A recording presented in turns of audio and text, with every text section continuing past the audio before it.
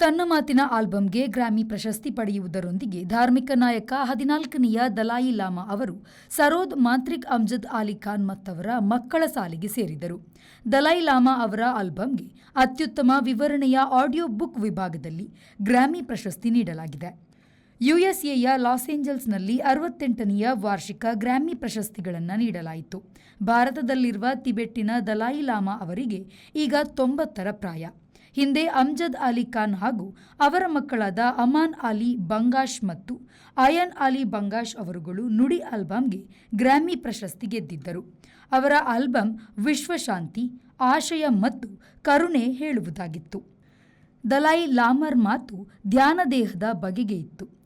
ಕತೆ ಹೇಳುವ ಮಾದರಿಯಲ್ಲಿ ಈ ಆಲ್ಬಂ ಗಮನ ಸೆಳೆಯುತ್ತದೆ ಎಂದು ಹೇಳಲಾಗಿದೆ. 68ನೇಯ ಗ್ರಾಮಿ ಅವಾರ್ಡ್ಸ್ನಲ್ಲಿ ದಲಾಯಿ ಲಾಮಾರಂತೆಯೇ ಚಿತ್ರ ತಯಾರಕ ಸ್ಟೀವನ್ ಸ್ಪಿಲ್ಬರ್ಗ್ ಕೂಡ ಮೊದಲ ಬಾರಿಗೆ ಗ್ರಾಮಿ ಗೆದ್ದರು.